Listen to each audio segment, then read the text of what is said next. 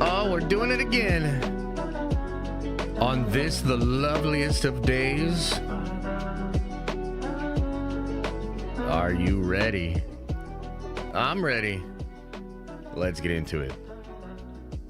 Welcome back to the Den of Nerds. I am Josh, and we have a fantastic show for you today. As always, a lot of things going on out there in the nerdy world. News, rumors, drama, lots of stuff. Today, we are going to be doing some DC news. There's some good DC news out there. There's some bad DC news out there.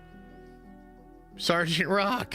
It's real. And the guy that just won the award for being Penguin, the show that everybody loves, that guy is going to be Sergeant Rock now. And like that, I mean, I have some notes, you know, I have some thoughts. I have some notes. Basically, bad idea. And we'll get into it. We'll break it all down. This is a wonderful and incredible thing to discuss. It's always fun to talk about DC. Now, we also talk about Superman, and here's the thing that's weird about Superman. There's like good stuff to talk about with Superman. So funny because I made comments, I think last week, that got clipped out on Twitter, and they're sort of going a bit viral, and people are now looking at what I said, which was based off stuff that Jeff Snyder said. Well, Jeff Snyder has now said some new stuff, so the whole carousel ride goes around again, and we all have to adjust our seats because apparently Superman could be good, which is great, and we'll talk about that and explain it. That's going to be really, really fun. And then finally today, I wanted to talk a little bit about Marvel Comics and a conversation that we really have not had on the channel. We mostly talk about the MCU shows and the Marvel movies and whatnot, and we're not like super keen on the comic books, what's going on with Marvel Comics. However, there is something that has been happening, and we have sort of touched on a little bit here and there, and it has to do with what I might call the MCU-ification of Marvel Comics, and that also might not be great. So I want to break that down. This is in regards to an announcement made by Marvel Studios yesterday that Joe Quesada and Christopher Priest are coming back to do a Marvel Knights book. And normally just that bit of information on its own would be incredible. That's awesome.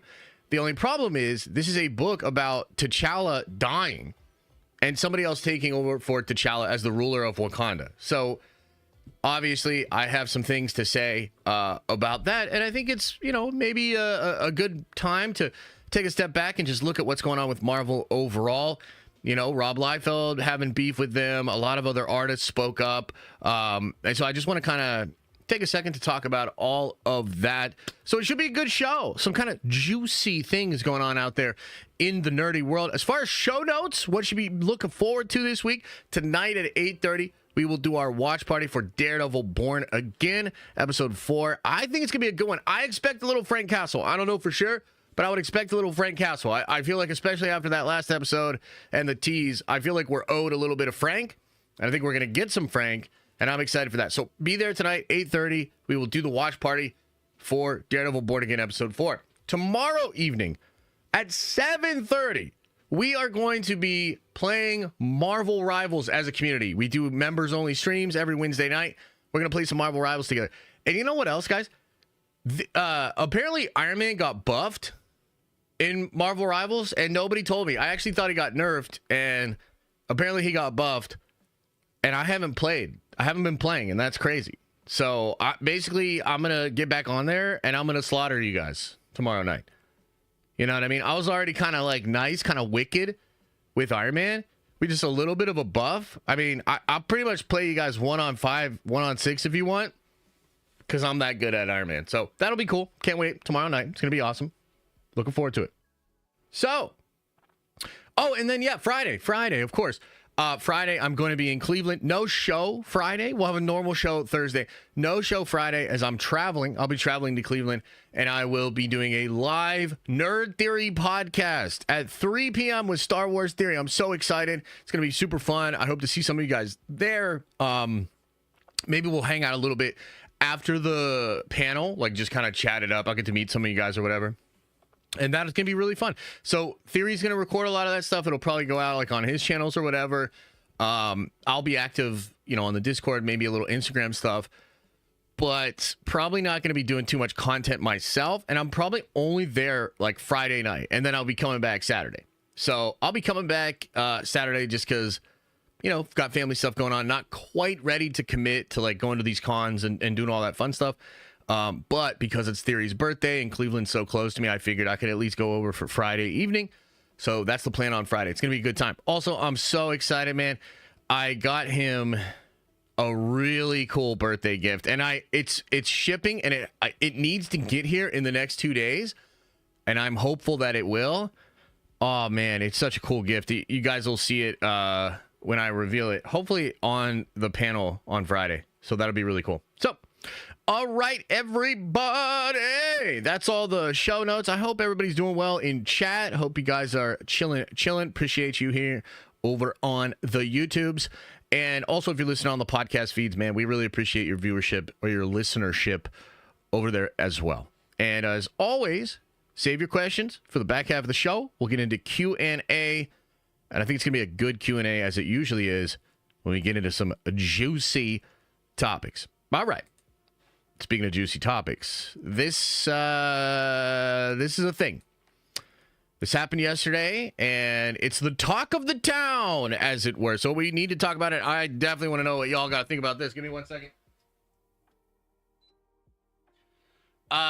Definitely need to know what y'all think about this. So, Colin Farrell, you know, the guy that plays Penguin, the guy that just won awards for playing Penguin. He is in negotiations to return to the world of DC with Sergeant Rock, the World War II action movie to be directed by Luca Guadagnino for DC Studios. Wow, what a headline. Okay, let's break the article down, I guess, before I talk about how absurd this is, because there's a lot of reasons why this is stupid. This is some high-level stupidity. Colin Farrell, in talks to star in Sergeant Rock for DC Studios. Colin Farrell, who waddled his way to considerable acclaim for his work as a classic DC villain in Penguin, is in negotiations to return to the world of DC with Sergeant Rock, the World War II action movie directed by Luca for DC Studios. The move comes after Daniel Craig, who circled the featured project, officially stepped away and is now entering a role in Greta Gerwig's Netflix take on Narnia, which is also a whole thing. No offer was ever made to Craig. DC Studios head James Gunn and Peter Safran said in February at the time, they said the project would shoot in the summer, only if we find the perfect actor. The move indeed puts Rock on track to shoot this summer in DC Studios' production hub in England. If a deal makes, Farrell would play the toughest nails leader of the Easy Company, a combat unit fighting Nazi forces in Europe. Created by Robert Kenger and Joe Kubert, Sergeant Rock was a World War II soldier who first appeared in comics in 1959. His comic was one of DC's longest-running books. Arnold Schwarzenegger and Bruce Willis previously circled the role during Hollywood's multi-decade history of trying to bring the character to the big screen. Rock has a script from screenwriter Justin Kurtzes, who penned Challengers and Queer. Farrell portrayed Penguin as a ruthless crime lord in the Batman and Matt Reeves' gritty saga take on the Caped Crusader. He then returned to the character in the Penguin HBO spin-off show and won widespread acclaim and awards. Farrell earned SAG Awards, Golden Globe Award, Critics' Choice Award, Saturn Award, among other huzzas. But why go back to that character, you know? The actor, read by CAA, is likely to return in part of Reeves' The Batman sequel, which DC's hopes could be shooting by the end of the year. If a deal makes, it would also be Gunn and Safran are not afraid to repurpose DC projects. And they're not afraid. They're not afraid of shit because they're not thinking. Okay. So that's the main story. Now, look, what is happening? Okay, what is happening? Chat, please help me realize I'm not crazy. I saw people online defending this. I saw people online saying it wasn't that big of a deal. I saw people online saying that it was great. And I'm like, what is happening? I know sometimes I can be on the outside of certain conversations. I've had very minority opinions in the past. Definitely no stranger to that. But I cannot believe we live in a world where people don't see this for exactly what it is, and it is stupid with a capital S. Many different reasons why. Let's start at the top. Sergeant Rock is stupid. The character's stupid. The comic's stupid. The idea is stupid. It's stupid. I can't believe we're actually doing Sergeant Rock. I could do a whole fucking hour on why Sergeant Rock is a stupid fucking idea. And beyond just being a stupid idea, it's also Hollywood political bullshit. Because we've heard that the whole idea of this movie is to be this low-budget character study thing with a good actor because Gunn wants to replace the James Mangold thing. That's a whole nother thing. I don't want to get lost in the weeds on this, but Mangold had this Swamp Thing. He's not going to take notes from James Gunn, dude. It's not going to happen, and nor should he. So he's not going to do that, and so therefore the rumors are that movie's up in the air. There's a lot of questions as to why that or how that would even happen. Well, actually, no, I'm speaking of Clayface. Clayface is a little bit more of a replacement for that, but this is too in that same vein of idea. It's like a political, it's basically Gunn, and Jeff sort of spoke to this last night in his newsletter. It's Gunn wanting to get away from everything that Gunn didn't create. And Colin Farrell as the Penguin is incredible. And Jeff like lays this out in his newsletter. It's obvious with all the awards, etc., etc. People love this guy. But James Gunn didn't come up with that idea. And so instead, James Gunn needs to have his thing be the thing. And so he's grabbing up the actor that is like doing the best stuff that Matt Reeves shit is doing, and he's putting him into like his weirdo DCU dream project. It's a stupid idea. The whole movie is stupid. We've literally watched Sony try to do this for 4 years straight. Some of the worst Marvel stuff over the past couple of years has been trying to make obscure weirdo character things work. It's not working. Terrible, stupid idea. Okay? But that's only the beginning of why this is so stupid. This is an all-time stupid, like wrapped up in stupid kind of a situation. It's actually mind-numbingly dumb. Okay, so that's the first reason why it's dumb, is because the whole project is dumb. Okay? Point number 2.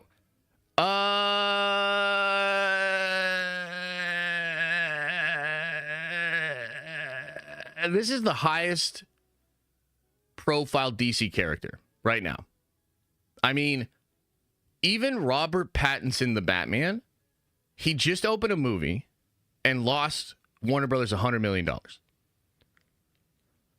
This guy, Colin Farrell, in the role of the Penguin, specifically, has just had a hit show, maybe the most positive buzz and acclaim that DC has had. He is the highest profile character and actor in the entire DC space currently. And, sorry, hang on one second. I'm trying to... What the hell is going on here? Ooh, sorry, guys. Yeah, no, it's like, it's absurd because he's the highest profile actor in the whole thing, and they want to just put him into another role in a different universe. Like, mainstream audiences are not going to understand this. It's just silly at face value. You know what this is, and it made me think about yesterday? This is what people fear the Robert Downey Jr. thing is. Like, a lot of people that get down about the Robert Downey Jr. Dr. Doom thing, they think it's like this, meaning there is no logic to it. It's just a popular actor being brought back, right? And of course, like, Penguin and Sergeant Rock are way lamer characters than Dr. Doom, so maybe it's not as big of a deal. But that, like, this is what people are afraid the Downey Doom thing is. That's literally what this is, right? And it's, I mean, it really is shocking that they don't see that's not obvious. But that's where it gets kind of weird, because they do know that, and it is obvious, and they're playing fucking games. Because here's the thing. It's either a terrible, stupid idea, or it's worse than that. Because what it probably actually is the way that Gunn is going to push Matt Reeves' shit out. Meaning it's not going to happen anymore. I mean, the very Hollywood Trade article mentions that they hope it might start to shoot by the end of this year, Batman Part 2. Okay? So this feels, at best, like just a really stupid idea. At worst, it's a stupid idea that is being done with very bad intentions. And it's political because they want to smash Matt Reeves' shit and just create their new DCU stuff. Right? So I don't fully know which one it is. I don't understand exactly what's going on here. But I mean, take the context of every single thing that we've been talking about with regards to Pattinson and Gunn over the past couple of years. I mean, go all the way back to the Adam B. Vary article, which dropped 2 years ago. James Gunn comes out on Twitter and says this guy needs new sources, publicly tagging him. Absolutely absurd. That has been proven to be correct. We know from multiple people, including Jeff Snyder, Grace Randolph, and Daniel RPK, that there is a desire from James Gunn and his side to have Pattinson and all of that stuff together, right? On top of that, a couple of weeks ago, they have that weird meeting where they bring out all the shill access media, and they describe their new plans while also explaining they canceled some of the projects they first announced. In that exact meeting, they're asked about this Pattinson idea, and he doesn't give a definitive answer, you know? He basically says, like, I don't know, it's possible, or something to that effect. Meaning, yeah, like, that is still a consideration, still something.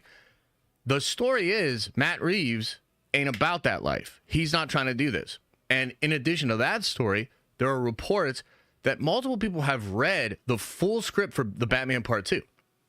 The full script. So this would be like Andy Serkis. This would be Robert Pattinson. This has come out from a variety of people as well. The whole concept was Matt Reeves signed a contract with Warner Brothers before there was a DC Studios. He's basically has a contract with DeLuca and Abdi, right? The presidents of Warner Brothers Films.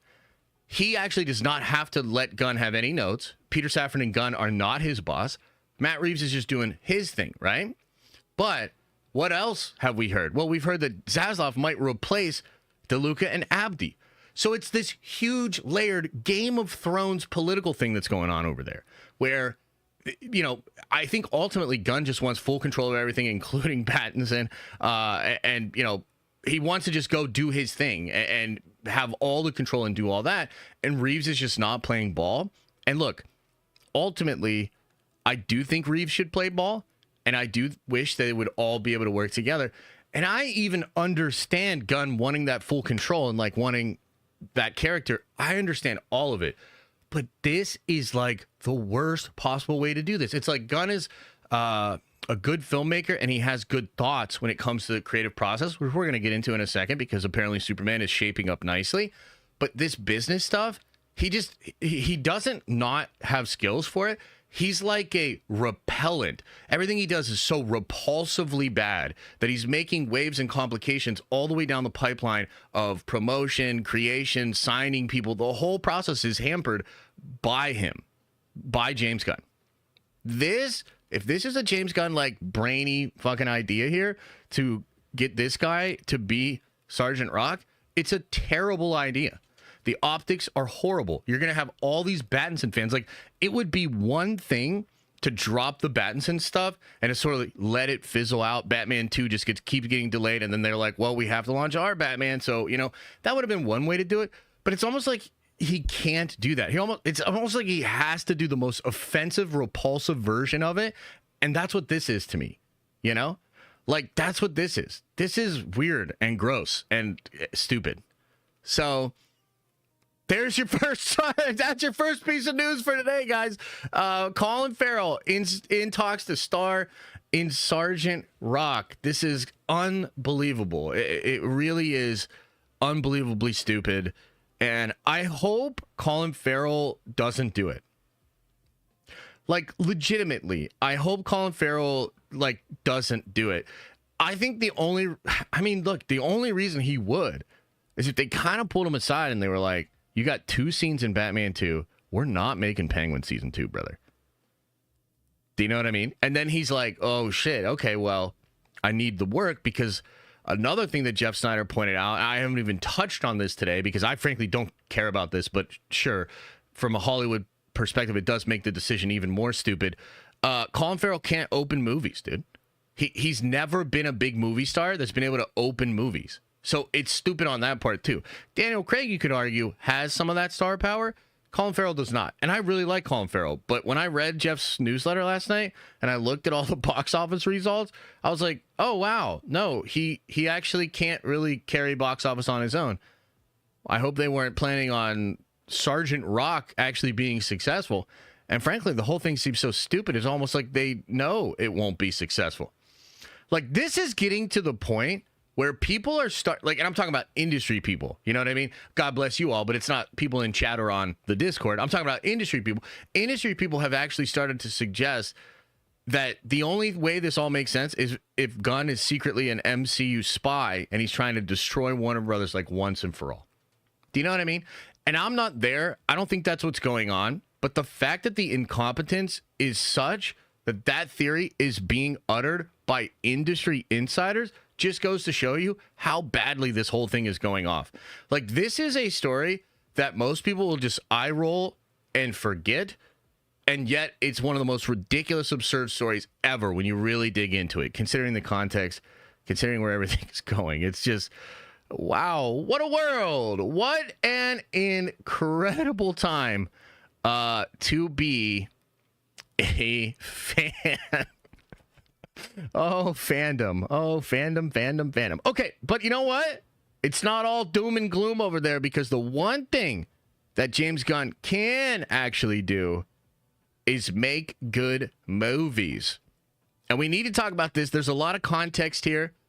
I'll talk about my part in all of this because I'm getting clipped out and getting, picked up on other YouTube channels and whatnot for what I have said about this movie and the screening. So let's just get into the whole thing. Let's begin by going over this article here. This is over on The Direct. The new 2025 Superman movie early review is exactly what DC fans want to hear. A recent screening of James Gunn's Superman came promising reviews and news for DC diehards. Okay, here we go. DC fans should be quite optimistic about blah, blah, blah. I'm just going to skip into it.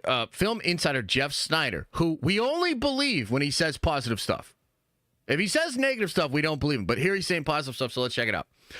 He shared what he heard recently after test screenings for James Gunn's Superman. Snyder reportedly spoke to someone recently who had seen the movie and really liked it. The source praised David Corenswet's performance as Clark Kent and said the humor, which worried some fans, put a pin in that, we'll come back to it, worked much better within the flow of the edit. Do you know what that means? That means they changed it. Let's keep going.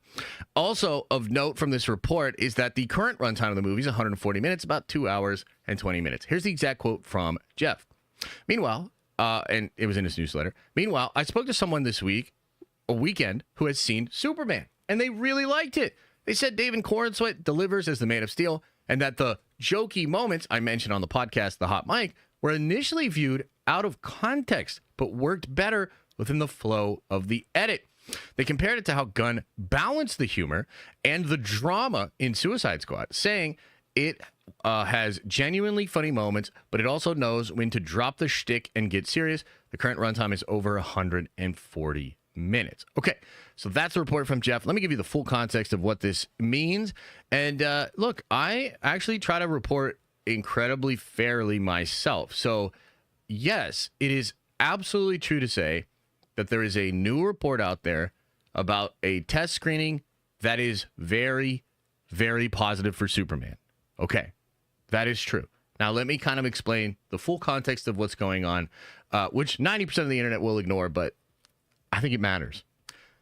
So what are we really talking about here? We're talking about multiple different opinions about the Superman movie and the screenings that it has had. I don't even know how many screenings there have been, but I would assume it's at least 2, maybe more. And the whole idea here, like if we go back to before this new report from Jeff, right? There was reports of a screening. There was a trade report that came out, and they said something to the effect of the buzz, or we're keeping the buzz about the Superman screening in our own fortress of solitude. They later deleted that from the article. What that indicated to most people that were paying attention was that they're not going to talk about how people viewed that first screening. And even though it was sort of couched in a way that might not seem negative, if it was good, they would have talked about it. Okay, that's the rationale from reporters. That's the rationale that I took. Now, beyond that, there were a lot of weird things that happened, like the cancellation of the CCXP panel, the delay of the trailer. The word was that they changed the trailer a little bit, cut some stuff out of it. And then, of course, we hear they're doing reshoots. Gunn's like, I don't do reshoots, but he's doing reshoots. And then Jeff Snyder had heard some reports that it was bad, that the people that watched the first screening said it was bad. Now, when that first happened, there were others that said, no, that's not true. Like, I think John Campbell was one of them. He chimed in and said he saw some people and they said the movie was incredible. Okay, so what does that mean? Well, like I told you then, what all that means is that it was a crowd of people that watched the Superman movie.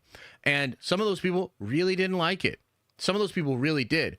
Now, I'm reading the tea leaves here a little bit on this. This is a little bit of speculation. But because they canceled CCXP, because they're doing reshoots, because they hired this new marketing guy from Disney, I had inferred that some of the people that really didn't like it were high-level executives at Warner Brothers. I mean, I think that's fair. It's not technically confirmed. We don't know. There's a lot of mystery here. I'm just trying to like look at what's happening and make sense of it, right? Wouldn't that track if there were high-level executives like maybe Zaslav himself that sat down and watched the movie and didn't like it tonally? So up until about a week ago, that's all the context, that's all the reporting, that's everything we knew. Last week, this changed a little bit because Jeff Snyder came out and said that the movie was very jokey, that it was Guardians of the Galaxy Superman, and that a lot of the mixed reactions to the screenings was due to this very fact. There were a lot of people that felt it was the wrong tone for Superman, and it was a little bit too James Gunn, a little bit too jokey, a little bit too Guardians of the Galaxy.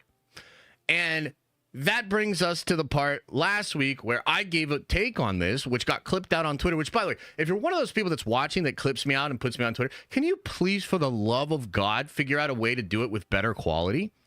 Like, I don't know what device you're using or what kind of Kmart internet you're on or whatever, but for the love of God, please clip me out in better quality next time. I can't stand seeing these things that blow up on Twitter, and I'm like, that it looks like Ayus.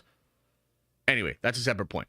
Why did it blow up? Well, because I made a statement about something I heard months ago with James Gunn's team collaborating with a video game company, and that team told this company that it's basically Guardians of the Galaxy Superman. Now, for me, when I heard that report from Jeff, that made me think of that other thing I heard about the video game stuff, and I was like, oh my God, this makes the whole thing make sense. And I still think it's true. There are people that are concerned with jokey Superman, and I do think that those people, some of those people, are high-level executives at Warner Brothers, and the truth is there's an incredible amount of pressure on this movie.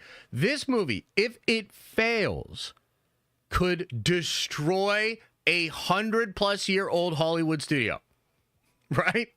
Holy shit. That's what's at stake. Okay? So, yeah, maybe some people at Warner Brothers didn't like some of the fart jokes, and we're like, wow, we got to cut that shit out. Okay.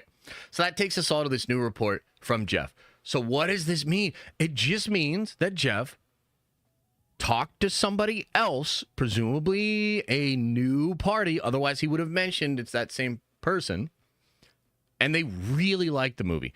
And a couple of things they said that Corn Sweat is great.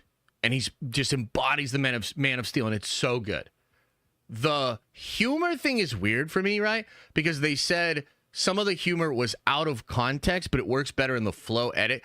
I don't know what that means. Like maybe it was just a way more rough cut that some of the jokes would land better if you had the visual effects or something. I'm not really sure. But what it really ultimately means is changes were made and now it's better. Now the humor works better. Well, that's awesome, dude. Like, that's good to hear. So I can't sit here and tell you that reading this article made me personally feel better about Superman in the sense that I'm still really worried about the jokes and the tone, right?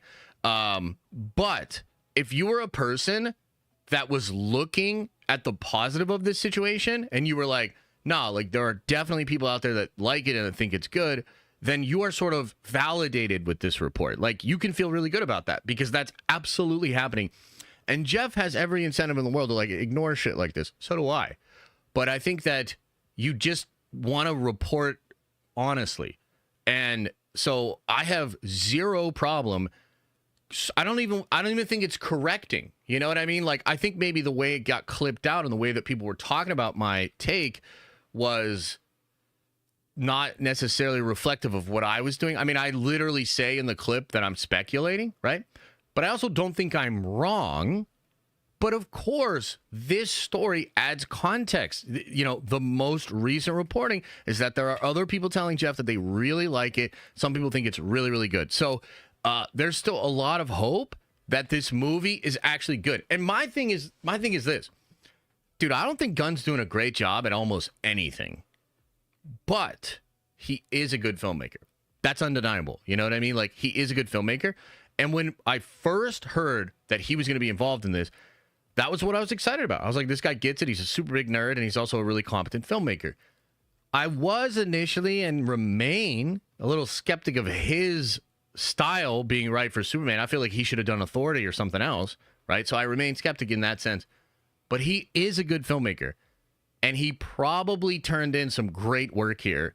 And so I would expect Superman is probably going to be pretty good. It'll be really interesting to see how do the mainstream audiences respond to this. Because, frankly, maybe Guardians of the Galaxy Superman will actually work with a lot of normies. I mean, it kind of bugs me. I don't like it. I don't like those words together. But at the same time, maybe the mainstream audience will go for it. And if it can just feel a little bit more like Superman and a little bit less like Guardians, like maybe the balance there can actually work and be good. So there you go. That's the report about Superman. So DC, what a world of DC. Some really, really negative news, some really silly and stupid news in my opinion, but then also some good news that's caked into that. 2 hours and 20 minutes, good length, positive things being said about the Superman film. I'm going to check it out. I hope it's good. You know, hope it's good. Genuinely hope it's good. Okay, let us shift in to some Marvel Comics talk. I want to talk about the MCUification. I want to talk about T'Challa. I want to talk about Kevin Feige. And we'll touch on a few things, and then we'll get into Q&A, because I feel like this is a good jumping on point to Q&A where we can have a conversation about these things. So I want to show you this. Okay, so this is an image, a wraparound cover for a new book called The World to Come. And the thing that's really wild about this book, well, there's a couple of things. Christopher Priest, Joe Quesada together. Fire. Okay. Also, the Marvel Knights imprint. If you're a big sweaty comic book fan, that's super cool, dude. Bringing back Marvel Knights imprint. Wow, wee wah. Pretty freaking awesome, okay? However, there's a problem with this book. And the problem is the story of this book is about T'Challa dying. And it's about who will take over as the ruler of Wakanda. And man, I gotta say, I was really excited when I saw the Marvel Knights thing. When I saw that Priest and Quesada were on this thing, I got pretty hyped up.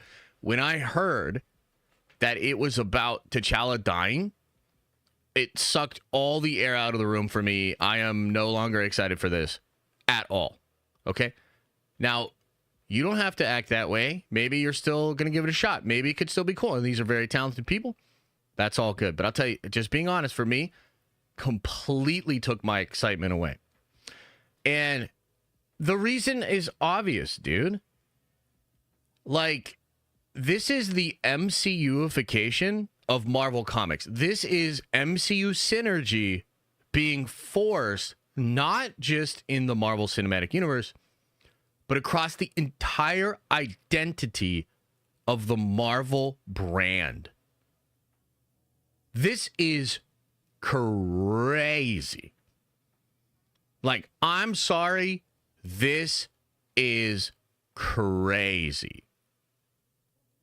All the same reasons, all the same discussions, all the same arguments that we've had about T'Challa being killed off in Marvel Universe for so long are all just as valid as ever and can be applied to this book also.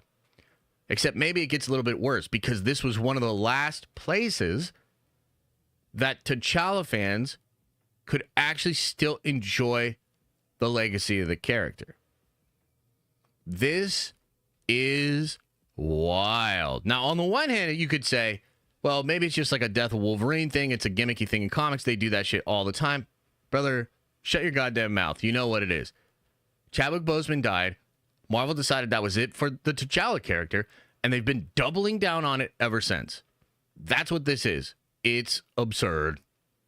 So I really don't like this, and it's actually the latest in a pattern of behavior for Marvel Studios. So a couple of different things we got to talk about. Miss Marvel. Now, the reason I want to bring all this up is, again, because we mostly talk about the movies and the shows. We don't talk too much about comic books, but I personally am a comic fan, and I'm really, like, plugged into that community. So I've been hearing all the conversations, everything that people are upset about. So I want to take you through some of these things now. Miss Marvel. Miss Marvel is being pushed in Marvel Comics in like a really inauthentic, weird way. One of the first things that happened was they killed her in a Spider-Man book, and they did it all as a gimmick in order to create her next story as a mutant as a big pushy selling point. And my God, man, you go look this up, look up on Reddit, look up on Twitter, how fans responded to this. They fucking hate it, dude. They hated it. And this came directly from Kevin Feige. Directly from Kevin Feige. And it's obvious. It's obvious. Like, that's something they wanted to do. It's something they want to do across the line. So it's something that they forced on the writers, forced into the line, and forced onto the fans. Dude, I am so sick of Miss Marvel. It's crazy. And she's a good actor. Like, Amon's cool. The show was, like, not bad. But this, like, crazy MCUification and the pushing of Miss Marvel, and now she's, like, a mutant, and that's, like, a really big deal. We want to put her in X-Men books? Like, no. It's all so stupid, okay? But that's not all. That's not all. Because there's other stuff, like the X-Men book itself. The Krakoa era, and we touched on this, we talked about this on stream. The Krakoa era was shut down by Dan Buckley, who has an office right next to Kevin Feige in California, and it went over the top of Tom Brevoort. This was not an editor-in-chief decision. This was a publishing decision, and it came basically down from Kevin Feige to Dan Buckley, and then they killed the Krakoa era of comics, and they set up basically the MCU. They just wanted to establish like status quo X-Men book, and that's going to now be the sort of jumping off board for Marvel's synergy with the coming MCU X-Men. And man, I just got to say, like, there's potentially cool aspects to the synergy between the comics and the Marvel universe. I've always thought it worked a lot better when the comics just did their thing, and if it popped off, the movie people were inspired, and then they took it and then maybe adapted it for use. That's like the way I felt. They handled a lot of the Hickman stuff in Endgame, Infinity War. So that kind of stuff is cool, and I think it works best when that's what's happening.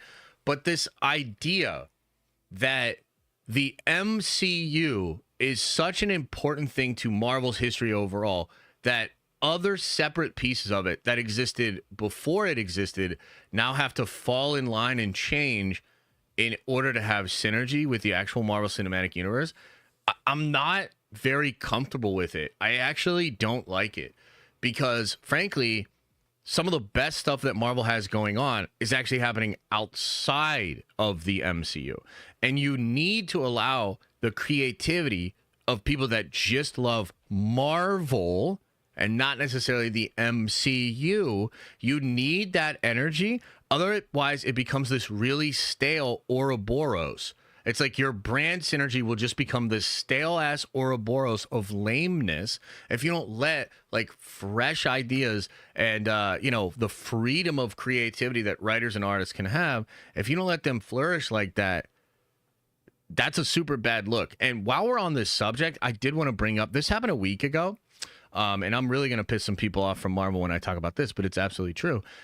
This happened a week ago, and this was a series of artists, big artists in the Marvel space, coming out and criticizing Marvel Comics at a pretty high level for the way they treat their talent, I mean, there's like some absolutely ridiculous shit in here. Like this guy who's very, very popular.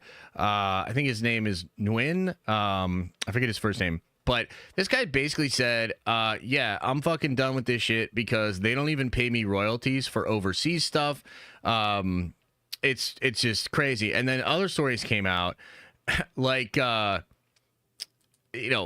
Thorogood here talking about how she did a little sketch card. Marvel turned it into a cover, sold it as a gimmicky cover. It looked like shit because it was just a sketch, and she did not design it to be a cover. And Marvel was just basically like, yeah, fuck you, like you're popular, we're gonna use you. Sean Gordon Murphy also recently came out and talked about that. Talked about how he gets paid 3 times what he get paid at Marvel to do DC stuff. And on top of that, of course, we've had Rob Liefeld and his certain issues, and man, I personally really don't like this thing because here's the deal. I love Marvel, dude. Like, I love Marvel, and I love the House of Ideas. I love the history with Stan Lee and Jack Kirby. I love the characters. I love what Kevin Feige has done with the Marvel Cinematic Universe. It's truly great. But just because I love a thing and just because I'm positive on a thing does not mean like I'm always going to look the other way when I see some bad, shady stuff happening. And I would just tell Marvel, there's zero reason for you to keep doing this. You have the money, you can pay people, and you can negotiate better rates. And on top of that, like, there's a larger conversation here to be had over, like, the staleness of creativity at the big two, and particularly Marvel, because they're not really rewarded for writing there in pay, royalties, any of it. So there was this moment in comics where a bunch of talent was like really crushing it and we were kind of peaking. And then basically all the best talent from the comic industry went elsewhere. They started writing for Hollywood. They started writing for video games. They started doing other things that would get them literally more money.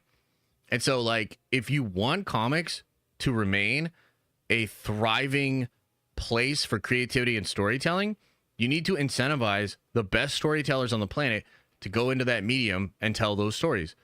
What is the incentive right now for incredible storytellers to go tell great stories at Marvel?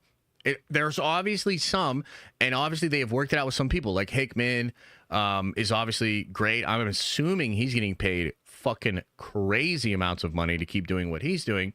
But what about people like Denise Camp that are like maybe the hottest up and coming Marvel dude right now? Like incredible writer, handling the Ultimates, doing a bunch of great books.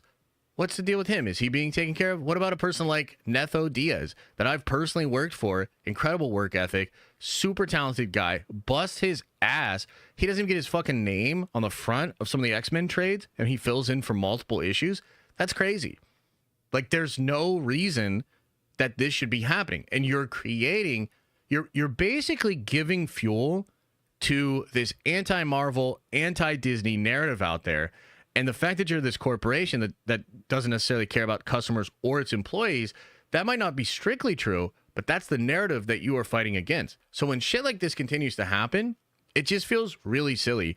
And so, look, we live in a world where some people are very anti-Kevin Feige, very anti-Marvel, like Liefeld, Bo DeMeo, some of these other people.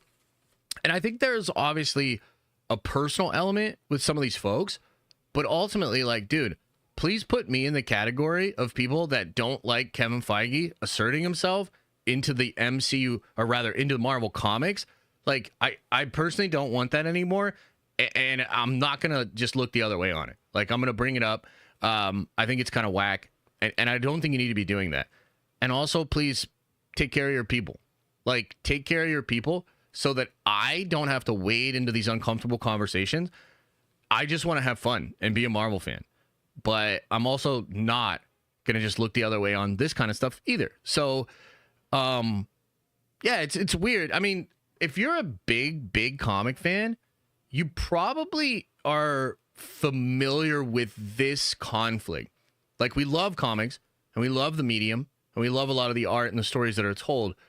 But, like, it's also literally an industry that has taken advantage of people forever, has a terrible history of workers' rights, of, proper pay and compensation for people. Like, there's this really bad history. I mean, the whole thing with Superman and the Schulsters right now is basically falling out of the fact that they bought that shit for, like, $200, and Superman became so lucrative, it had a hit Broadway play, and the boys that invented him couldn't even afford a ticket to it.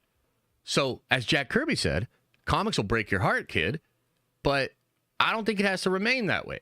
So I feel like these are opportunities for the company to, like, what if they just kind of fixed it? And then started to gain a reputation for actually really caring and taking care of people. And like, can't we all fucking kumbaya with this shit? Like, there's no way we shouldn't. So, anyway, that's the last little bit of the story there. Just wanted to touch on that. Going back to the T'Challa thing, I do think it's crazy, dude. And I can't ignore that it's a lot like the Miss Marvel shit and the X-Men book.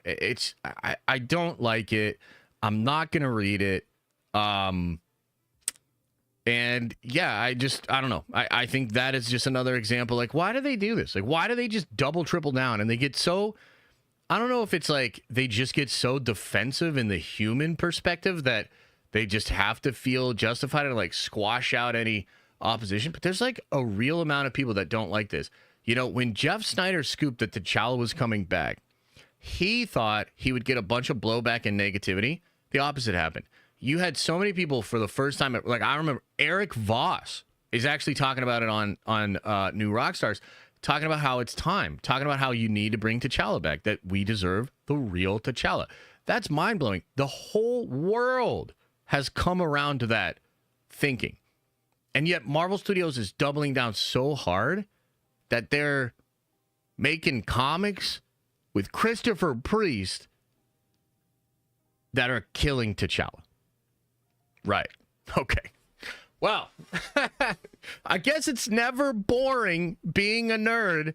I guess it's never boring covering all of this stuff. And part of why is because we're really fucking passionate about it. I mean, at some level, yeah, maybe it is weird. And maybe at some level, Marvel just wishes we weren't so hardcore and we could just let some of this stuff roll off. And I totally get it because, like, frankly, I have my own audience. And this is the thing that's kind of wild. Some of the most hardcore people that support you the most also feel the most entitled.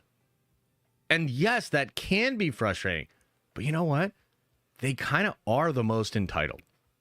Literally. So you should not just wash their opinions away. You should not just completely ignore those people. They're kind of like the people that brought you to the dance, right? So Marvel needs to look past their own ego and their own, you know, feelings about these sort of things. And just look at the fan base. I mean, they're the boss, essentially. So, yeah, weird story, weird time in entertainment. Just wanted to bring this up. And I hope at the very least you found it a little interesting, a little entertaining here. Wild things happening in entertainment across the board. All right, everybody. Is there anything else? Any other news? Any news stories? Any wild things happening out there in the world? Anything? Anybody? What else is going on, man? I just heard what the plot for Doomsday is. Says my time to shine, and then she's all grumpy about it. Yeah, right. She don't know. By the way, I already know what it is. And I think it sounds great. I think it sounds cool. Anything else? What else is going on? Why does Deborah Ann Wool have red hair in the season 2 Daredevil set photo leaks? That's kind of wild. Interesting. All right, let's just get into the Q&A. Maybe if there's other stories or things you guys want to touch on, you can just bring them up in the Q&A. So we'll get into that. I'll go over the super chats, member chats, and then we'll just hang in the chat for a little bit as well. If you're listening on the podcast feed, you know, we've had a good time so far. Nice, chill, relaxing show. Well, I'm about to open myself up to the chat. So I might get triggered. I might freak out. You know, if you're in the car with the kids, maybe now's the time to turn the episode off. Let's see what everybody has to say. Rossi, first in today with some weird sticker. Appreciate you. Perez gifted a membership. Appreciate you. Zaya says, what if at the end of Fantastic Four is Doctor Strange warning Reed about the multiverse collapsing and Doom and his strange variant entering the TVA. Much love. Well, thank you. I mean, that's the first super chat you've ever sent on the channel, so I really appreciate that. The end of Fantastic Four, Doctor Strange warning Reed about the multiverse collapsing. Okay, so couple of things with that. I first of all, I don't think so. Part of the reason why is like Reed doesn't need Doc Strange to tell him about the multiverse. And we already know this because if you look at Multiverse Madness, we see a Reed variant, and he's way ahead of 616. They're way ahead. They're literally cataloging the multiverse. They know about incursions. Doctor Strange doesn't know shit. Reed, from what we've seen, Pedro's Reed, even just in the trailer, we can see the bridge. We can see all sorts of calculations about the multiverse. And if the rumors about the movie are to be believed, trust me, Reed knows all about the multiverse collapsing. Now, as far as Doom and the Strange entering the TVA, I mean, that's super cool. You know, pulling some Secret Wars stuff would be great. I think you're going to get that in Doomsday. I don't know that it'll be set up in Fantastic Four. You know, I said this yesterday, and I still believe this. Rob, like, definitely didn't think this was going to go on, but I want you guys to keep score, because I'm telling you right now, I think I'm right on this.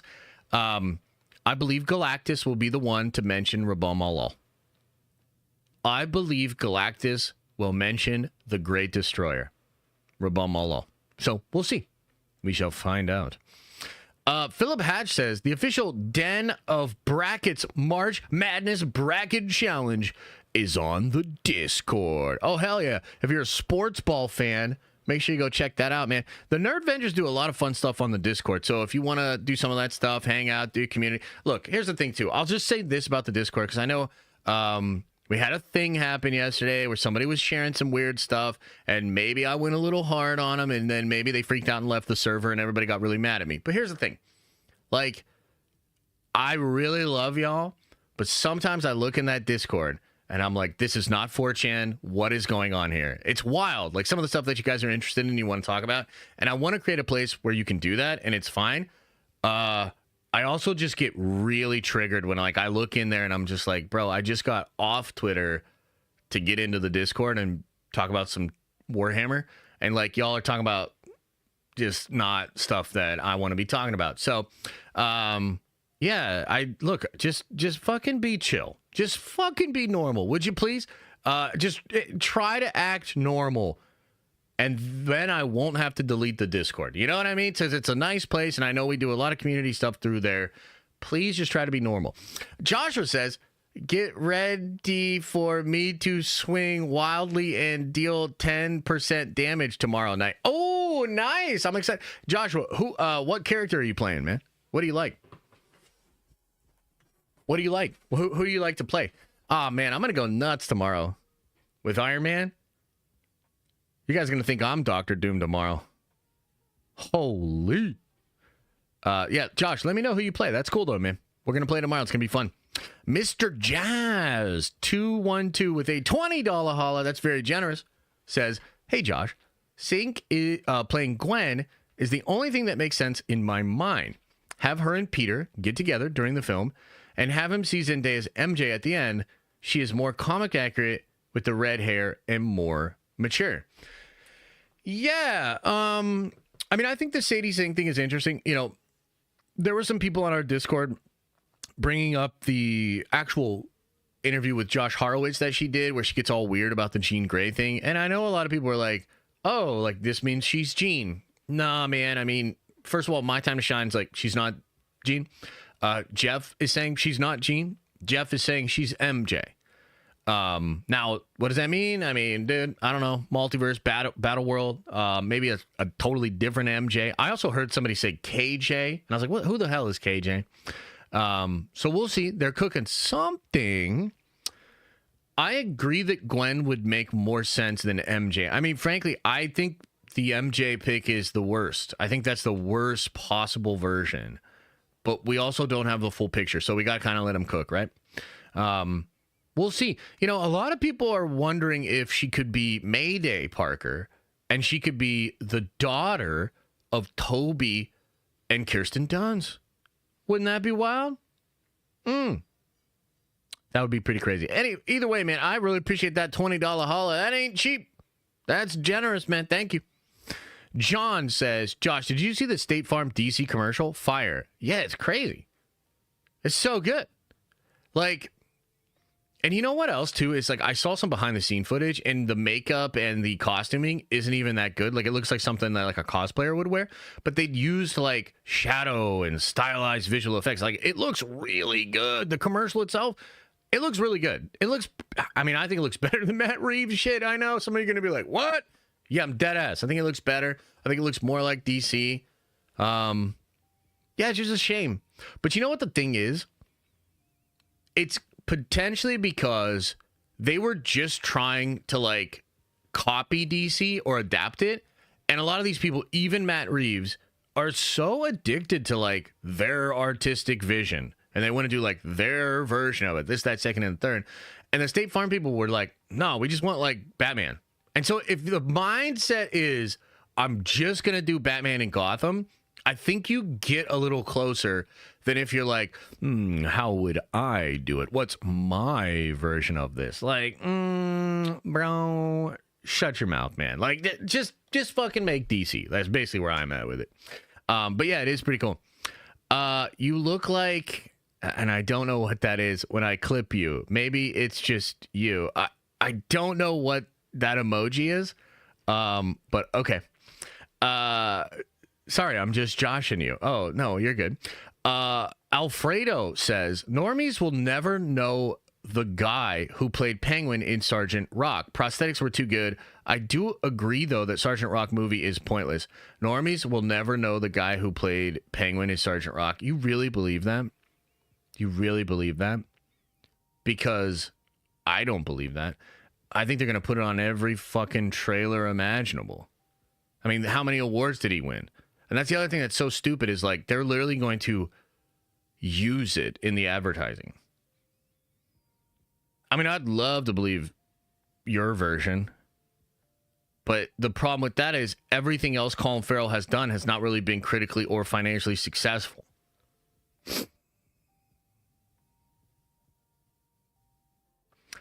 Wild. Thanos Films says, I am inevitable. Well, I don't really know who you are, no offense, but I see that you have a check mark, so I automatically know that you are important. So, what up, Thanos Films? Good to see you. Space Trick Serial TM says, took a tab and watched Doctor Strange. Wowzers. All right.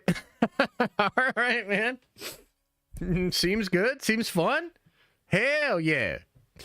Joshua says, I was doing okay with Hulk, but I also like the Human Torch. Oh, okay, cool. That emoji was an ass. Oh, really? It literally looks unrecognizable to me. I don't know what it is. I don't know what that is, brother. That doesn't look like no us to me. Or are you just saying it? Oh, okay, anyway. Nerdy Mastermind with a 10 spot says, I disagree with you about Clayface and Sergeant Rock. As a massive horror fan, a Flanagan-written DC horror film is exciting, and a war film with Sergeant Rock directed by somebody as talented as Luca is dope. Hey, Nerdy Mastermind, I'm really glad you put this in. I mean, first of all, like, I appreciate the 10 spot, and I appreciate your passion for film and cinema and stuff. But it's actually funny because I was actually just thinking about this today. I think film nerds are the smallest group of nerds on the planet. And I think Hollywood makes this mistake all the time of thinking people care about that shit. Like, maybe a couple thousand people that are spending way too much time on Letterboxd give a fuck about, like, Flanagan. Nobody else does. And that goes for the Luca dude as well. Like, I'm not trying to be rude. That's just what it is. Like, you individually are a cinema nerd or like a movie nerd. And they're grabbing up some people that would make you feel good because you're a movie nerd. But there are so few movie nerds that Hollywood constantly leverages other IP and franchises to get baked in fan bases because you guys are not enough. Now, sometimes there are certain people, like maybe Christopher Nolan, that can kind of elevate genre to the point where they become their own brand, their own draw, their own pull. But literally look at what is happening to Hollywood. Nobody gives a fuck about Flanagan. Nobody gives a fuck about Luca. Like, that's what it is, man. I'm sorry. That's what it is. Like, if you think those names are going to do anything for the box office, like, I just don't believe you. It will maybe do some stuff for some critics. It'll do some stuff for some certain cinema nerds. But, like, your industry is being kept alive by the same movies you chastise over and over again for the past 10 years. Without Marvel, you wouldn't even exist as an industry anymore. It's crazy. So I get what you're saying. What you need to recognize, in my opinion, is that you're a very small amount of the overall audience, and the things that you care about are not represented by most regular folks. Space Trick Serial TM says, Battle of the Mids. Who wins? The Immortal / Yamcha / Mackie Cap, the Rey Skywalker of Caps, or Rossi from the chat? Converted 3 normies to the God Emperor. My man, look at you getting it done. Who wins? Dude, Yamcha. Are you kidding me? Yamcha would fuck the Immortal up. 100%. Now, if it was some kind of like degeneracy or gooning battle or competition, maybe Rossi would have a chance. Even then, though, I think Immortal's probably got him. Yeah, dude. No, Yamcha wipes the floor with everybody in that example you just gave. So, yeah. I have red thirst. Oh, shit. Yeah, so what else is going on, guys? What other comments, questions, concerns do you have? Did I go too hard on the movie fans? Because, like, it's true, man. I've just been thinking about that a lot. Like, these movie nerds, you know, and some of them do realize it. You know, I'm friends with some of these people. Some of these people I talk to, I think they understand it. They're like, yeah, no, that's not really going to move the needle for people. But I think there's this weird conflation of like, dude, no, like, people really don't care, dude. The Oscars this year is down 50% viewership from what it was 10 years ago. 50% down. And it was like heralded as like one of the best, craziest, fun Oscars. Brother, you're 50% down over a decade. Nobody cares. Like, in my opinion, I think that industry, I don't think they're quite understanding what's going on over there, man. But look, could I be wrong? Sure. If Sergeant Rock pops off, I'll be like, damn, okay, guess I was wrong about that. I don't think it's going to.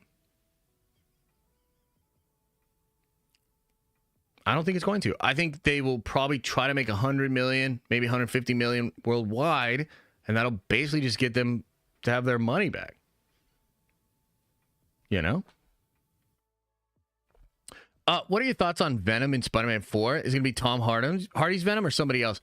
I don't know. I mean, I think at one time they really wanted Tom Hardy's Venom in there. I'm just not so sure that that's still the priority. You know, that movie has gone through a lot of changes, and I think it has certain things it needs to accomplish, and I don't know that having Venom in there is one of those things. But, yeah, I mean, they could still work it out. I think that movie's going to be very ambitious, actually. So, yes. Josh, I heard you having some length concerns. I want you to know that just because the length of your streams isn't always long enough for me doesn't mean you're not enough. We still love you. Hey, appreciate it, bro. I think at the end of the day, like, I totally get wanting to just chill because, like, look, I mean, first of all, for you guys, it's just like whatever you're doing right now, which, you know what? Let's have a fun little experiment here. What are you guys actually doing right now? Besides watching the show, like, what are you doing right now? Are you at work? You know, yeah, I'm going to assume most of you are at work. Yeah. So look, for you, yeah. Okay. So let's just follow this logic here. Okay. So for you, you're not going to do anything different. When I shut this stream off, you're still working. And yeah, it'd probably be way preferable, way better to just continue the stream, because I would imagine the reason you're watching the stream while you're working is because it's like nice and fun and the community's cool, and occasionally Josh gets triggered and says some wild shit, and that's really funny. But that's because you're not doing you know what I mean? So for me, like, I can't just stream all afternoon just because y'all aren't doing anything. You know what I mean? Like, I got a lot to do. And also, streaming is very draining. Here's something that, like, and again, I'm not asking for like all the sympathy in the world. Like, I have a pretty good life, a pretty good job. But I sat down with Matt from Nerd of the Rings last week, okay? And Matt has 4 kids, right? And so before we even recorded, because we were recording episode of the Nerd Hammer podcast, before we even started recording, I said, Matt, how do you even do this? I said, I feel like I'm barely surviving. I feel like I'm barely keeping above water, and I have 2 kids. And I was like, how are you doing this? And the thing he basically said to me was like, I don't know how you're doing it, because streaming is so draining. And I make multiple main channel videos a week. I stream multiple days a week, and I clip out portions of my stream and upload videos. That means creating thumbnails, packaging, and editing, even if it's a small amount, pretty much every single day. So I am at full fucking capacity, guys. And this show, you might not think it, but this show is draining every single time, every day. And when I get out of here, I have to jump into other work, but I'm already drained. So what I'm trying to do is kind of like thread the needle, where I want to have a good show. I want to make you feel heard. I want to have a fun time, get some Q&A done. But then I have to end the show and do all the other myriad of things that I have to do. So I actually think it's great that you guys want more, because it means like we got something here. We're doing something good. You just want more of it. That's fantastic, but it is absolutely not viable.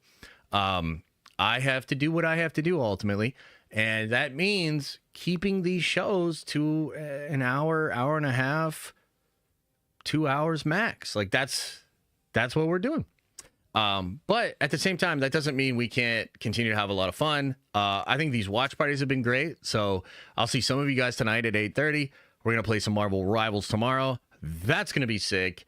So it, you know. Look, I just say all of it to say, like, I totally get it, and I acknowledge that it's actually a good thing, but at some level, like, you got to understand. Like, you have to.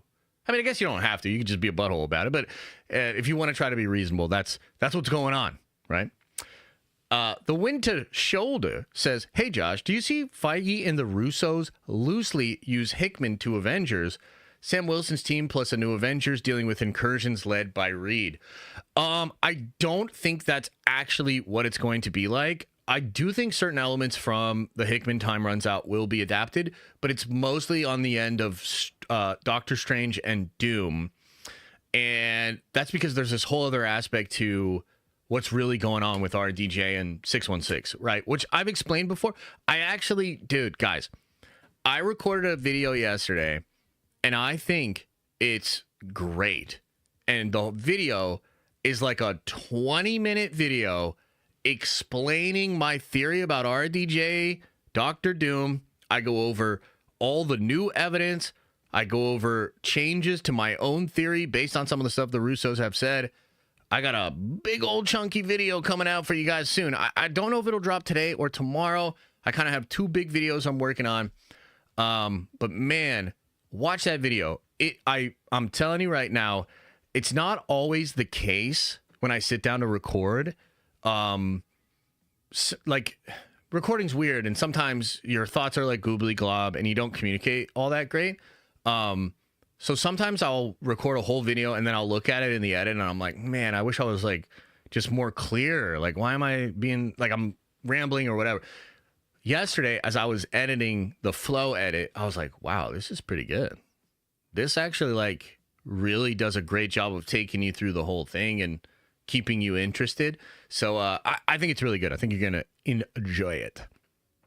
But basically, Winter Shoulder, that video will answer some of the questions you have.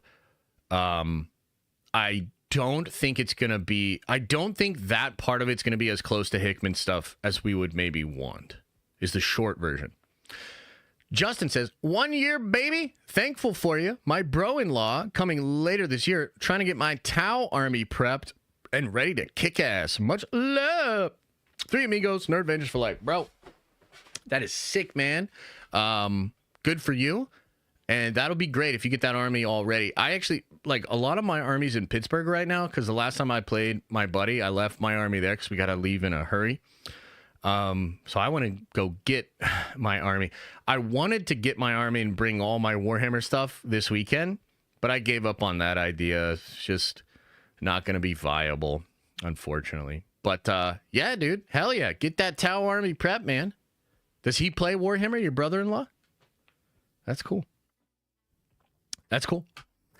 Joshua says, I'm listening while installing a new complicated HVAC system for the first time in a tight-ass closet. That sounds terrible. That sounds like the kind of shit that drives me crazy, bro. But good luck. Caden Beatty says, I like all your theories so far for the Avengers movies, but haven't heard you mention the Maker much. What do you think they'll do with him? Basically nothing. Look, what I heard, and this came from Alex Perez, there was a plan for the Maker, but honestly, it was going to be a John Krasinski-like cameo where he basically probably just died really quick. So I don't know that they're still going to do that, and I don't know that they should do that. Yeah. So I don't think they're doing the Maker at all anymore. If they were, we would be hearing more about it, just like little rumblings and stuff like that. Joshua says, ignore the bitching. You have a life too. Yeah, I mean, it's not so much ignoring it. It's more like just not letting it get to me. Because, like, dude, it's fine. Like, y'all just want more. It's cool. And, like, at some level, I just got to be chill with, like, you guys being, you know, a bunch of gooners, really. I mean, that Discord, it's wild. You all are fucking wild on there. But you know what? Frankly, I'm a wild dude, too. So I should probably just let it go a little bit more. But, yeah, I mean, I absolutely... It's not just that I have a life. It's the fact that I have a changing life. You know what I mean? Like, I got a daughter, man. I'm trying to hang out with my daughter. I'm trying to have fun with my son. I'm working like a dog right now, but part of the reason why is because I feel like we're in a growth period where I could set some really good stuff up so that I don't have to work this hard forever, right? So I'm trying to kind of get things established and whatnot. So, yeah, look, I'll always take care of me and my family first and foremost. It's just that sometimes that causes friction with, like, the community of the YouTube or whatever.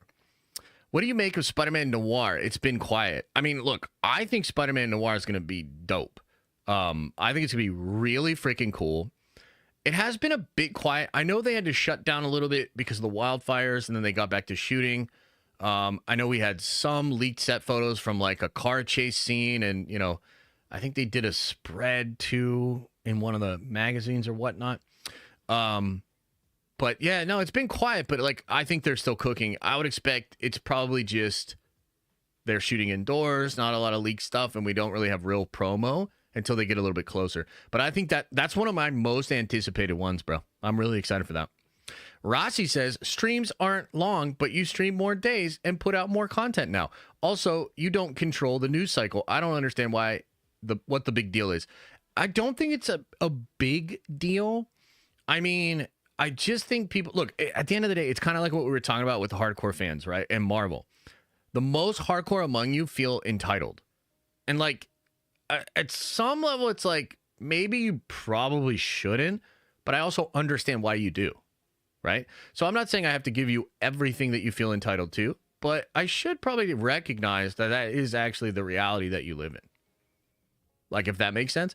So it's not so much like, oh, I'm really going to just give everybody what they want. But I should, like, recognize that those people are important and their considerations should be, something I think about. So, the Glimmer Cast says, no need to apologize or explain. You put in so much effort creating free content and genuinely connecting with your community. Thank you for everything. Thank you. I mean, it's a good way to say it. No, I think we do some good work over here for sure. Not all of it is always recognized, but that's all right. That's just life. Lou says, Josh, what is your Marvel Rivals rank, and what was the first Warhammer book I should read? I understand how you feel. I have 3 kids, and I'm beat. Yeah, it's wild, huh? So first question, I don't know what my rank is.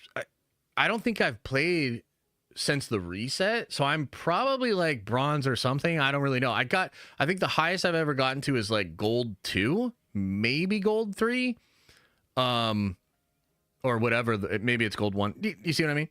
But I haven't played Rivals in probably a month. I was playing a Warhammer game a little bit. Like, frankly, Rivals is... I really like Rivals, but man, it has one of the worst spreads of a ranked player base I've ever seen.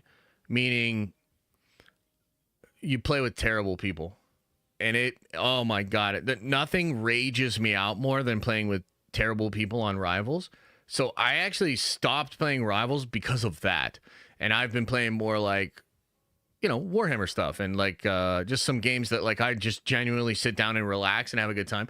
What kept happening was, oh, it's the end of the day. It's been a long day. Let's play some Rivals to unwind and have fun. And then I get more triggered, more mad. I'm swearing at my teammates. I'm breaking my controllers. What is this for? Do you know what I mean? But don't worry, because tomorrow I'm going to shit all over the Nerd Avengers, and that's going to be great. Let's go. As far as the first Warhammer book, brother, I don't have a good answer for you on that. I'm trying to figure that out myself. I've read like maybe 10 Warhammer books. I don't think I could recommend any of them as a good entry point. I actually think this is one I have not read yet, but I want to read. I think the first Horus Heresy book might be the one. I think that might be the best entry point, but I'm not sure. Yeah. It's tough, man. Like, it almost feels like every Warhammer book I've ever read uses language and refers to things that, like, you need to have watched about 100 hours of YouTube to understand. Like, I still don't think it's very accessible, even via the books. So, I don't know. I don't have a good answer for you, man. I wish I did. Because I would love for more people to get into it. I'll tell you this. I've been reading the Eisenhorn Xenos book right now, and I'm really liking it. It's first person, which I don't love. I like third person omniscient. I'm a basic Becky bitch. But the book is good, man. Eisenhorn is a really good book. I can see why it's so popular, and that's a cool character too. So I don't know, maybe that one, I guess. Adam Proudlock says, "Hi, Sir Josh. Will you be seeing Revenge of the Sith in theaters on April 25th? I was just talking to my barber about this today, actually. I would like to see it. I think if you catch me in a grumpy mood, I would say no, and like Star Wars is cooked and just get into Warhammer. But you caught me in a good mood for whatever reason, and maybe it's because of the fact that I'm going to go see Theory this Friday or whatever, but yeah, I'd like to see it. I told this story to my barber today, but I'll tell it to you guys too. I remember when Revenge of the Sith came out, I think I was either a junior or a senior in high school. And I remember we went to the midnight showing that Thursday night. This was back when they were actually midnight showings, when you actually had to go in at midnight because Friday was the official preview day. I don't know if you guys remember that. So we went there. It was me and my buddy, my sister, his sister, and I think his parents. And we dressed up. I dressed up in all black with a red lightsaber. He dressed up in like regular Jedi stuff. And we had to sit in line the whole time. We went in there. We watched the movie. And, bro, we were jacked up. And I'm telling you, seniors, maybe juniors in high school, but we're dressed up full ass watching it. We loved the movie. We were so hype. We came home and we stayed at his house that night because the deal we made with our parents was that we would still go to school the next day. So we went home and we put on A New Hope. We couldn't fall asleep, and we were like, dude, the way that epilogue ended, it goes right into A New Hope. And so when we watched A New Hope, I think we got like a couple hours of sleep, and then we went to school and we were zombies all day. But yeah, man, I loved watching that movie in theaters, and it would be cool to see it again. Relive a little bit of that nostalgia. Maybe I should hit that buddy up too. See if he wants to, because we could do that old picture versus new picture thing. That'd be kind of cool. RJ Filla says, watched a Warhammer video the other day. He was concerned about the tabletop and the lore being tied together for the show movie experience. Thoughts? Yeah, so this is a thing you'll find as you dig into the Warhammer fandom, just like all fandoms. There are people that have been there forever and they just like it the way it was. They don't want it to change.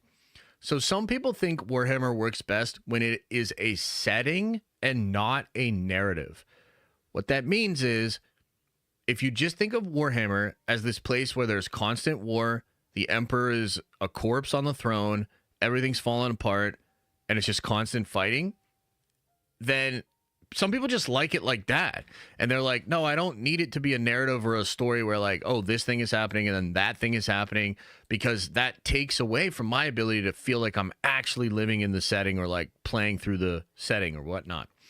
In 2006, Games Workshop starts Black Library and they start publishing actual novels.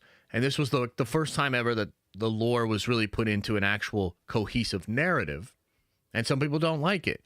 And even nowadays, they're definitely more narrative focused. Like they push stuff that's like new lore, and then they put it in like the codexes and the indexes and the new versions of the game. But it's a little bit like, I wish I could think of a good equivalency in Star Wars or Marvel. It's different because for the longest time, everything Warhammer was just the tabletop game and everything else was ancillary. Now it's a little bit like you can't quite, like, is the game still the premier thing? Yes. But the other parts of it are so big that I think Warhammer's value is far beyond just the tabletop game, if that makes sense.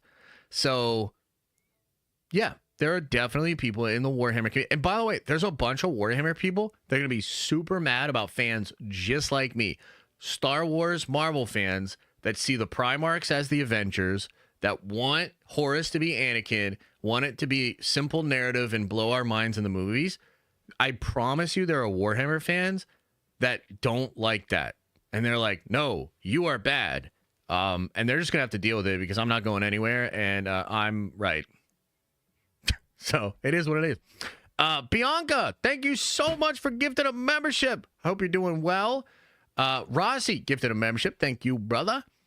And then the Winter Shoulder says, shouldn't Disney just make Luke/New Republic era movies leading into the sequel trilogy to properly help fill out the lore and recontextualize them? I mean, that would be an idea, but I think unfortunately my opinion is that it has gotten to a point where even that, which maybe 5 years ago would have been a no-brainer and would have been very successful, I think if they announced that today, a lot of people would groan, moan, roll their eyes, and we would say, yeah, they're just a nostalgia bait brand with member berries. They don't know what they're doing. So yeah. Yeah, it's wild times out there in the world.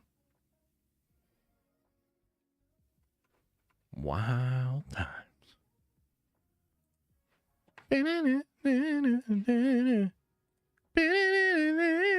What else is on your mind? Hey, you know what? Another good Q&A section. You guys really do have some good insight and some good questions in these Q&A sections. You know, not everybody, not always, of course, but I think we have pretty good Q&As over here. Josh, Ryan Airy thinks Marvel is secretly filming an X-Men movie for next year. Thoughts? Well, I will say two things on that. I think they are secretly filming a movie that might involve the X-Men, but it's a Hulk movie. That's number one. And number two, they are secretly planning X-Men to be ready in 2027, but that's not really a big secret. I mean, they've kind of been talking about that. But yeah, I think that's cool. No more Twitch. No more Twitch. I mean, look, I'd love to just do some streams on Twitch. Look, I guess I'll address it now. I was never going to address this. I was just going to let it die because the reality is it was literally 12 people that watched on Twitch, okay? But here's the thing. The way we were setting Twitch up, we had it so it was restricting certain things we would want to do as a family. So like my wife is upstairs with 2 kids right now. Okay. And in our room, the computer where my son would maybe watch Bluey and chill, that was being used to broadcast the Twitch stream. So it was like starting to really just restrict what they were even able to do up there. And the more I thought about it, I mean, Twitch is, there's really no way to grow on that platform. It's a super small amount of you that preferred that platform. And the more I thought about it, the more I was just like, yeah, it just doesn't make any sense to keep doing that. So I'm done. I'm done doing that. We're just going to keep the show over here. And then, you got the Clips channels. And I'm not saying we won't ever utilize Twitch again, because I think there are some things that you can do on Twitch that are cool. But to be honest with you, like, nah, man. Like, if there was a way, because obviously there's a ton of people that watch Twitch, right? And if we could get some of the love we get over here on YouTube, because I don't even think we get crazy love over here on YouTube, but we were at least able to like grow this stream, If there was some function like that on Twitch, I would continue to do it, but there is not. The only way to really get that growth on Twitch would be to like collaborate with other big Twitch streamers, or if I only streamed on Twitch. You know what I mean? So, yeah. Yeah. Yeah. No, it's not that I hate the Twitch people, man. It's another one of those things where like I have to make the right decision for me and my family. And will there be like 12 people that are really upset about that? Yeah, probably. I don't know what to tell you. Like I don't think there's anything I'm going to say that's necessarily going to make it better. Like you either just come over here and watch the show on Twitch or throw your arms up in the air and quit. Like I can't make decisions that alter so much for me for 12 people. And nobody should do that. That just doesn't make sense. That don't make no sense. If people are paying over there, then I think they are obligated to get something for their paying subscriptions. Do you think we have people over there that are paying? I don't know, man. I mean, what are they paying for? How much is it? I think at the end of the day, that it's cool to like support a channel. It's cool to be a part of the community. I try with the actual Nerd Ventures to make it worth it. We do like the bonus streams. We do, percentage off merch, although frankly, we don't really do a lot of merch. So that's not really that crazy. But ultimately, one of the things I was doing with Twitch was trying to give people an opportunity to use their Amazon Prime and like the Jeff Bezos bucks to support over there for basically free and get access to like all of these different things. And honestly, even that is not a good decision. I was going through hoops and putting extra work to make it so that some people for literally no cost could give us a little bit of support. That's really not worth it. Ultimately, at the end of the day, if they didn't support and came over here and watched and just chilled, I still think that's better for us. You know what I mean? So, it's one of those situations where it comes down to like entitlement and people feeling entitled. And especially if you actually pay money, of course, like you totally feel entitled to all that sort of stuff. But I mean, look, at the end of the day, many different times throughout your life, you're going to feel entitled to stuff and you're not going to get it.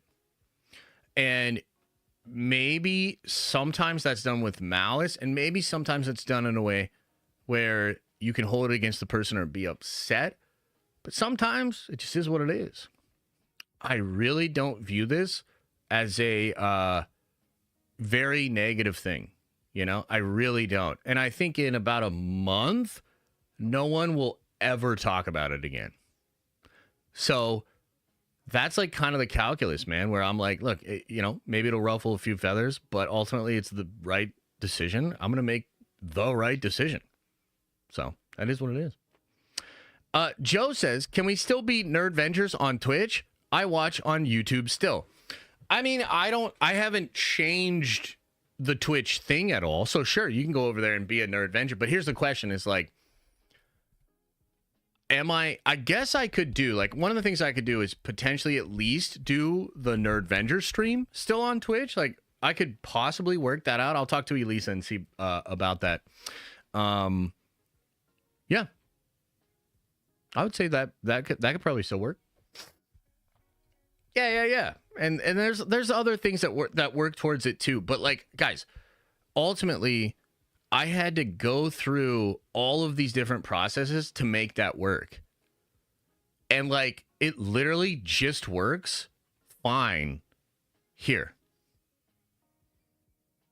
Right? So just think in terms of like bandwidth and like that's just not a smart move.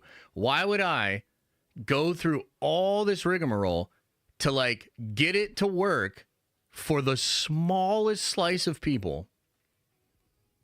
But it literally just works over here. Like, it works. We have a good system over here.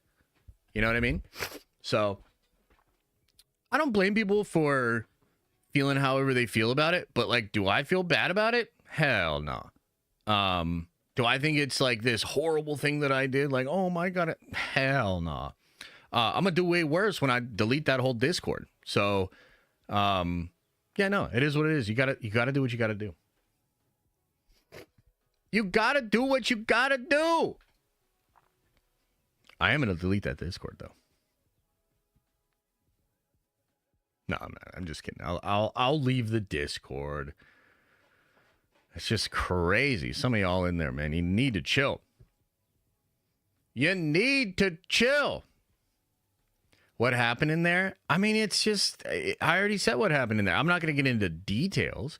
People were sharing some stuff that I thought was wild and didn't need to be in there. And also, too, like, and I'm not trying to be, like, really mean about this, but it's a pattern thing. If I see one individual continue to share stuff that I feel like is just a bad vibe, it doesn't matter what your intent was. You have created a bad vibe repeatedly. You're gone. You're gone. Like, and this might seem a little dickish, but it also comes right back to that place of like doing what you have to do to protect the content, to protect the brand. If you misspell a word in a way that triggers me in chat and you do it all the time, the right move is to ban you. I'm not saying that's a real thing. The point I'm making is like, if you're disrupting the show, even if you're not intending to do that, you're gone. This isn't like the free speech platform. Come in, do say whatever you want to say. No, this is my show, my community, my livelihood, my brand. If you misspell a word, if you have a username that I don't like, you're gone. So, you know what I mean? The Winter Shoulder. I mean, look, that's such a cool name. The Winter Shoulder. Be more like him. I hear you about member berries, Josh, but while post-sequel Star Wars is an interesting place, fan base dislikes that era. So best to fill in the story and recast. I see the argument for that, and I think it could be cool. I just think the reality of where they're at and the brand is at is like, I don't even know if that's going to work. I referred to this a couple of months ago as what is known as the death spiral, meaning the fact that Star Wars has tried to do member berry stuff and it doesn't work. Like, they tried it in Acolyte, right? It just fell completely flat. It didn't do anything for it. If they can't forge a new path and they can't rely on nostalgia anymore, what else do they have? That's the death spiral. There's no way out. Yeah, we'll see what they do. I could see both, right? I could see the argument for going back to the Skywalkers. I could also see the argument for like, you know, you need to move well past the Skywalkers, and that includes Rey. This shit is way too much. So, yeah. Yeah. Look, Star Wars is in a really rough spot. There's no way around it. Star Wars is a massive brand, and they always have the potential to like do something that just connects with all of their fans and potential fans. But they also have a lot of barriers to that, mostly created by Kathleen Kennedy and the culture that has surrounded Star Wars for the past 5 years. It's been really bad. So, yeah, we'll see. We'll see. All right, everybody. I thought that was a fantastic show. Terrific show today. Going over all kinds of fun news. A lot of good questions and comments here in this section of the show as well. You guys are all right in my book. I appreciate you. As I always say, I hope you are having an awesome and a nerdy day. And I'll see you in the next video.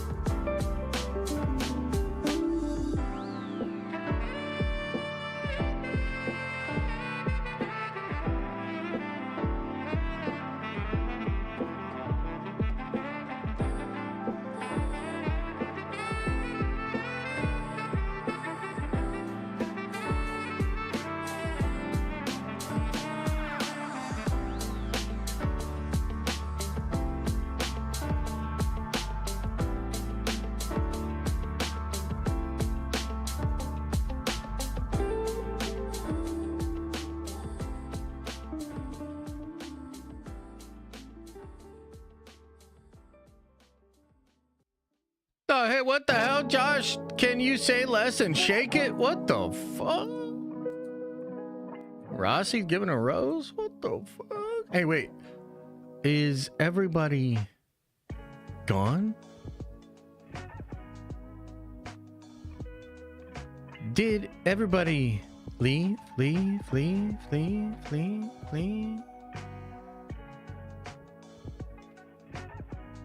Ah, shit. Another happy landing. Another happy landing. Yeah, man. I think that comic book story is kind of interesting. I don't know if y'all felt the same way, but I definitely wanted to bring it up. I just think it's just like, we shouldn't just be kind of like mindless nerds that are just cheering every single thing that Marvel's doing. Like, there needs to be a way for us to be critical and push back on certain things. This is why like toxic positivity and this like glazing culture is bad, because it covers up some of these things that maybe we all care about and they should do better with. So, yeah, thought that was important. The DC stuff is crazy. Hey, Superman might be lit. What if I absolutely love Superman? Wouldn't that be wild? I'll get a Superman hat. I'll get a Superman shirt. I'll get Superman posters. I'll be so happy and excited.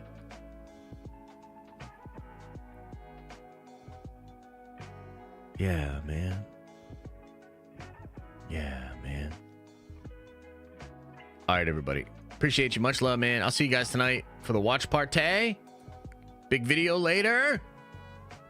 And I'll get in the Discord just so that I can get triggered and delete it. All right. Make sure you open up your third eye and wash out your stinky butt